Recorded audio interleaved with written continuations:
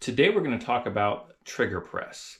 Now, when it comes to your shooting fundamentals, I would say trigger press is probably the most important one.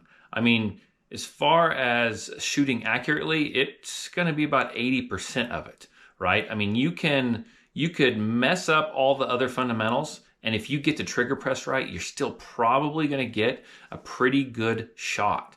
So, today we're using my HK VP9. It is safe, it is unloaded, there is no magazine, it is safety checked.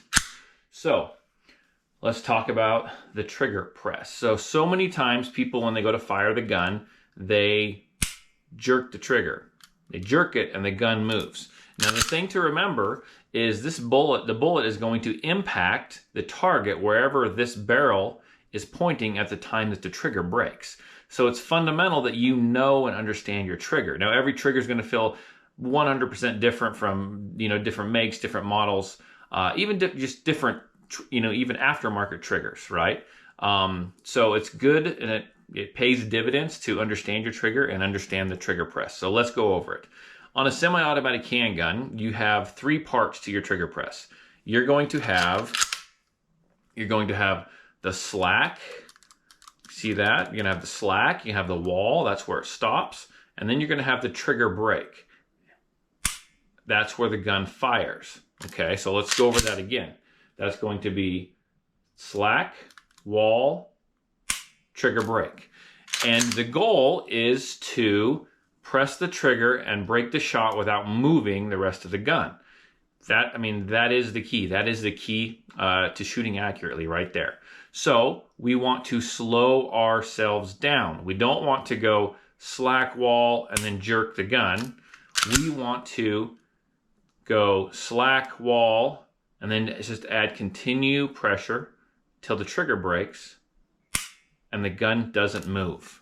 And one of the ways that you can actually work on this without actually going to the range is by dry fire. Okay, dry fire is making sure that there's no loaded magazine in the gun, there's no ammo in the room, that check the gun, cleared the gun, make sure we're good to go, point it in a safe direction, and then you can practice that trigger press. Practice that trigger press. And you're going to end up developing that muscle memory, creating those, what I actually call them neural pathways now, creating those neural pathways needed so that you can, whenever you go out and shoot, so that you can press that trigger correctly every single time. Now, pressing the trigger correctly is a huge stepping off point. Once you get that, then you can work on trigger reset, you can work on follow-up shots quicker and more accurately. I mean, there's a lot to be said. You've got to have the fundamentals, and one of the most important fundamentals is going to be your trigger press. If you don't have that, you don't have anything. So really focus on that trigger press. I'll go over it one more time. Okay, so you got the slack, the take-up, the slack or take-up, the wall, and then you add pressure until the trigger breaks. So that's the three parts. The slack, the take-up, slack or the take-up, whatever you want to call it, the wall, and then the trigger brake.